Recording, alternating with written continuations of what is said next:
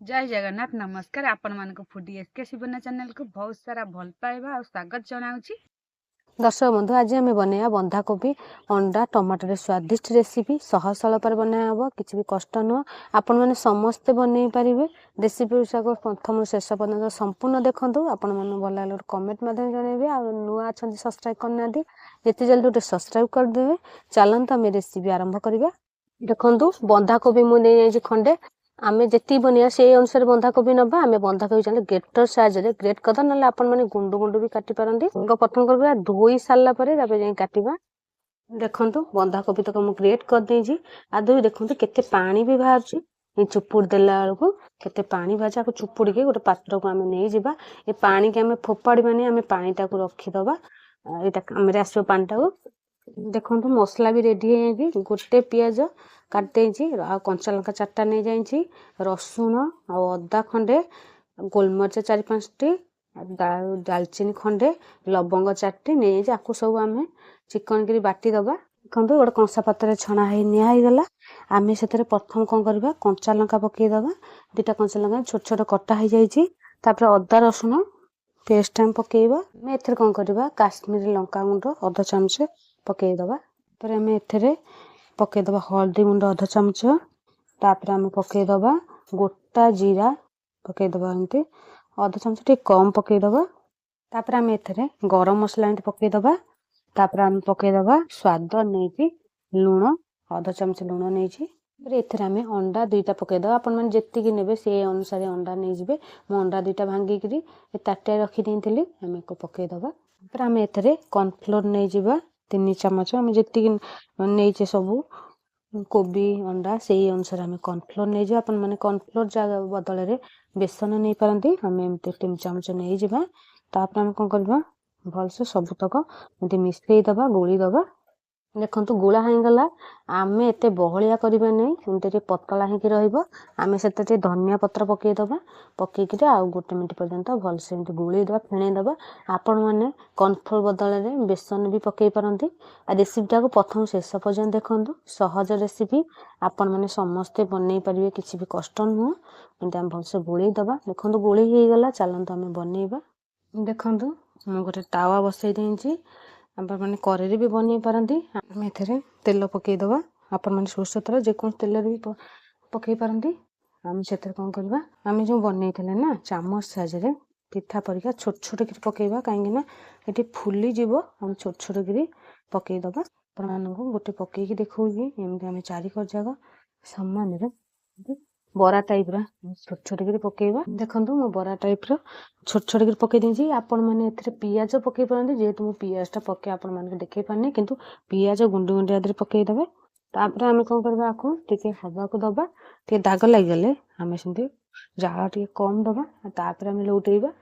देखंतु दाग लग गले जेहेतु आम गोटे गोटे के सेमती लौटेइ दबा सबुतक आम एमती लौटे दबा। आ देखंतु छोट छोट बनाइला से केमती फुटी गला सेमती आपण माने आउ जदि छोट छोट बना चाहते ताले आउ छोट छोट बनई पारंती। एमती सबुतक आम गोटे गोटे के लौटेइ दबा। तापर आम कौन करबा एपर साइड एमती हवा को दबा एपर साइड। देखंतु ये सब हेई गलानी आम बाहर कर दबा। आउ जा अच्छी आम एमती सबुतक एमती बरा बळी बनई दबा। कम तेल रे आम बनईबा। आपण छाणिया चाहते ताले आपण छाणी पारंती। आम जेहेतु कम तेल रे टे जाळ कम कम देके बनइले से सब सीझी जीव बंधाकोबी तक ହେଇଗଲାଣି ଆମେ ବାହାର କରିଦେବା। ଏମିତି ସବୁତକ ଆଉ ଯାହା ଅଛି ବନେଇଦବା। ଦର୍ଶକ ବନ୍ଧୁ ମୁଁ କରେଇ ବସେଇ ଦେଇଛି। କରେଇରେ ଆମେ ତେଲ ପକେଇଦବା। ତେଲ 2 ଚାମଚ ପକେଇବା। ତେଲ ଟିକେ ଗରମ ହବାକୁ ଦବା। ତେଲ ଗରମ ହେଇଗଲାଣି ଡାଲଚିନି 2 ଖଣ୍ଡ ଆଉ ଦେଖନ୍ତୁ ଗୁଜୁରାତି ଗୋଟେ ଫଟେଇକି ଆମେ ପକେଇଦବା। ତାପରେ ଆମେ ସେଥିରେ ତେଜପତ୍ର ପକେଇଦବା। ତାପରେ ଆମେ ଜିରା ଅଧା ଚାମଚ ପକେଇବା। ତାପରେ ଗୋଟେ ଶୁଖିଲା ଲଙ୍କା ପକେଇଦବା। ତାକୁ ଟିକେ ହେଲେ ଆମେ ଟିକେ ଅଳ୍ପ ଟିକେ ଭାଜି ଦବା। तापर आम एथरे कटा होता पियाज पकेवा। 4टी पियाज गुंड गुंड काट देइछि लंबा साइज रे पकेवा। पकेकी पियाज को भाजीबा। देखंतु पियाज जेतु भाजी हेई गलानी एमती आम लाल करके भाजीबा टिके पोट पोट करके पियाज जेतु भाजी गला हम सेतरे बटा होइतबा मसाला पकेई दबा। पकेकी 2 मिनिट पर्यंत प्रथम आम कसी दबा पियाज संगे। देखंतु मसाला 2 मिनिट हेलानी कसी हेई गलानी आम सेतरे छोट चामच रे अधे आम नै जिबा काश्मीर लंका गुंड पकेकी आम 2 ମିନିଟ୍ ପର୍ଯ୍ୟନ୍ତ ଏମିତି କଷିଦବା। ଆମେ ଏତେ କଣ କରିବା, ଜିରା ଗୁଣ୍ଡ ଆମେ ଛୋଟ ଚାମଚରେ ସେମିତି ଅଧ ଚାମଚ ନେଇଯିବା। ଧନିଆ ଗୁଣ୍ଡ 1 ଚାମଚ ନବା। ଏତିକି ମସଲାରେ ଆମେ ଏମିତି ବନେଇବା, ଆଉ କିଛି ମସଲା କିଛି ଆବଶ୍ୟକ ନାହିଁ। ଦେଖନ୍ତୁ ଆମେ ବାରମ୍ବାର ନିହାତି 5 ମିନିଟ୍ ପର୍ଯ୍ୟନ୍ତ ଭଲ କରି ଆମେ କଷିଦବା। ଆମେ ଏଥିରେ ହଳଦୀ ଗୁଣ୍ଡ ପକେଇଦବା ଅଧ ଚାମଚ ଦେଇକିରି କଷିଦବା। ଦେଖନ୍ତୁ କଷି ହେଇଗଲାଣି। ଆମେ ଯୋଉ କୋବି ପାଣିଟା ରଖିଥିଲେ ନା, ଫୋପାଡ଼ିବାନି ତାକୁ। ଆମେ ସେଥିରେ କଣ କରିବା, ଏ ମସଲା ଦେଇକି କଷିଦବା। ଆମେ ସେଥିରେ କଟା ହେଇଥିବା ଟମାଟୋ ପକେଇବା। ଆପଣମାନେ ଟମାଟୋକୁ ଗ୍ରାଇଣ୍ଡର କରିପାରନ୍ତି, ବାଟିକିରି ବି ଦେଇପାରନ୍ତି, ନହେଲେ ଗ୍ରେଟ୍ ବି କରିପାରନ୍ତି। ଆମେ ସେମିତି କଷିଦବା। ଦେଖନ୍ତୁ ଏତେ ସହଜରେ ବନା ହଉଛି ରେସିପିଟାକୁ ପ୍ରଥମେ ଶେଷ ପର୍ଯ୍ୟନ୍ତ ଦେଖନ୍ତୁ, ସ୍କିପ୍ କରନ୍ତୁନି। ସହଜ ରେସିପିଟା ଯେମିତି ବାରମ୍ବାର ଆମେ କଷିଦବା। ଯେମିତି ମସଲାଟା ଭଲକି ଯେମିତି ସିଝିଯିବ, ଆଉ ଯୋଉ କଞ୍ଚା ଗ୍ୟାସ୍ ଯିବା ପର୍ଯ୍ୟନ୍ତ ଆମେ କଷିବା। ଦେଖନ୍ତୁ ମସଲା କଷି ହେଇଗଲାଣି। ଆମେ ସେଥିରେ ସିଝା ଆଳୁ ପକେଇବା। ଆପଣମାନେ ସିଝା ଆଳୁ ବଦଳରେ କଞ୍ଚା ଆଳୁ ଭାଜିକି ଦେଇପାରନ୍ତି, ନହେଲେ ଆଳୁ ନ ପକେଇଲେ ବି ଚଳିବ। ସିଝା ଆଳୁ ଥରେ ପକାନ୍ତୁ, ଏମିତି ତରକାରୀ ବନେଇଲେ କେତେ ସ୍ୱାଦିଷ୍ଟ ଲାଗିବ। ଭଜା ଆଳୁ ଅପେକ୍ଷା ସିଝା ଆଳୁଟା, ଆକୁ ବି ଆଉ ତେଲରେ ଭାଜିବାକୁ ପଡିବନି, ସହଜରେ ବନା ହେଉଛି। ଆମେ ଆକୁ ଟିକେ ଆହୁରି 2 ମିନିଟ୍ ପର୍ଯ୍ୟନ୍ତ କଷିଦବା ଆଳୁ ସାଙ୍ଗରେ ମସଲାକୁ। ତାପରେ ଆମେ ଏଥିରେ ଲୁଣ ନେଇଯିବା, ସ୍ୱାଦ ଅନୁସାରେ ଲୁଣ। ମସଲାରେ ବି ଲୁଣ ପଡିନି, ଆମେ ଅଧ ଚାମଚ ଲୁଣ ନେଇଯିବା। ନେଇକିରି ଆମେ ସେମିତି ଲୁଣକୁ ସବୁବେଳେ ସମାନ ଭାବରେ ଆଗ ମିଶେଇ ଦବା। ଦେଖନ୍ତୁ କଷି ହେଇଗଲାଣି। ଆମେ ସେଥିରେ ପାଣି ଦେଇଦବା। ଆମେ ଯୋଉ ପାଣି ଦବା ନା, ଗରମ ପାଣି ଦବା। ଏଠି ମସଲା ଧୁଆ ପାଣି ମୁଁ ଗରମ କରିଦେଇଥିଲି, ଆଉ ସବୁ ଆମେ ଦେଇଦବା। ଆମେ ଯେତିକି ବନେଇବା, ଯେତିକି ଆମେ ଝୋଳ ରଖିବାକୁ ଚାହୁଁଛେ ସେଇ ଅନୁସାରେ ପାଣି ଦବା। ଆଉ ପାଣି ଟିକେ ଅଧିକା ଦବା, କାହିଁକିନା ଯେହେତୁ ବନ୍ଧାକୋବି ଅଣ୍ଡାଟା ପଡିବ ନା, ପାଣି ଟାଣି ନେଇଯିବ। ଆଉ ସିଝା ଆଳୁ ବି ପଡିଛି, ଏ ବି ପାଣି ଟାଣି ନେଇଯିବ। ଦେଖନ୍ତୁ ପାଣି ଦିଆ ହେଇଗଲା। ଆମେ ସେମିତି 5 ମିନିଟ୍ ପର୍ଯ୍ୟନ୍ତ ଛାଡ଼ିଦବା। ଆଉ ଘୋରେଇବାନି, ଘୋରେଇଲେ କଣ ଉତୁରିକି ଟିକେ ପ୍ଲେଟରେ ଲାଗିଯିବ। ଆମେ ସେମିତି ଜାଳ କମ କମ ଦବା। ଦେଖନ୍ତୁ 5 ମିନିଟ୍ ହେଇଗଲାଣି। ଆମେ ଟିକେ ନୂଆ କରି କେମିତି ଚଲେଇ ଦବା। ଆଉ 1-2 ମିନିଟ୍ ପର୍ଯ୍ୟନ୍ତ ଆଉ ଟିକେ ଆର ଯୋଉ ପାଣିଟା ଟିକେ ଶୁଖିବାକୁ ଦବା। ଦେଖନ୍ତୁ ଆମେ ସେଥିରେ କଣ କରିବା, ଫୁଟିଗଲାଣି, 2 ମିନିଟ୍ ହେଲାଣି। ଆମେ ଏତିକି ସବୁ ପକେଇଦବା। ଆରେ ଆମେ ଯେତେ ସବୁ ବନେଇଛେ, ଏ ସବୁ ବରା ତକ ଆମେ ପକେଇଦବା। ବନ୍ଧାକୋବି ଅଣ୍ଡାରେ ତିଆରି ବରା। ଏଇଭଳିଆ ସହଜ ରେସିପି ଆପଣମାନେ ସମସ୍ତେ ବନେଇ ପାରିବେ, କିଛି ବି କଷ୍ଟ ନୁହଁ।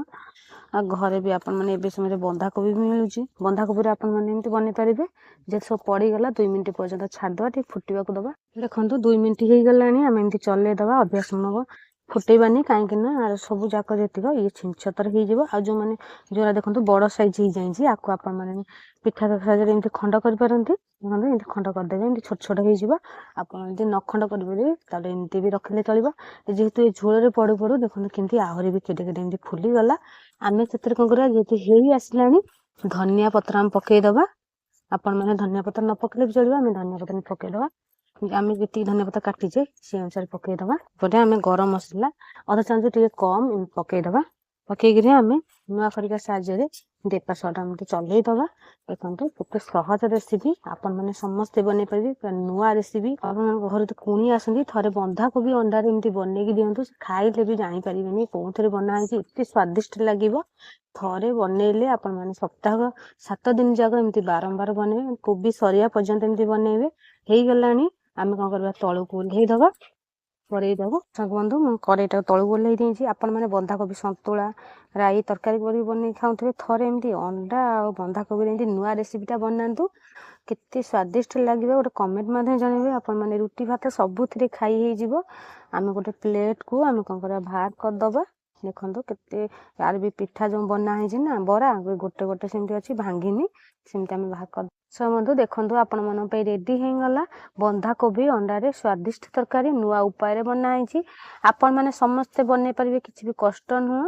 ଆଉ ଆପଣମାନଙ୍କୁ କେମିତି ଲାଗିଲା ଗୋଟେ କମେଣ୍ଟ ମଧ୍ୟ ଜଣେଇବେ। ଆପଣମାନଙ୍କ ଭଲ ପାଇବା ଆଶୀର୍ବାଦ ରହିଲେ ମୁଁ ଏମିତି ଆପଣମାନଙ୍କ ପାଇଁ ନୂଆ ନୂଆ ସହଜ ରେସିପି ନେଇକି ଆସିବି। ବର୍ତ୍ତମାନ ରହୁଛି।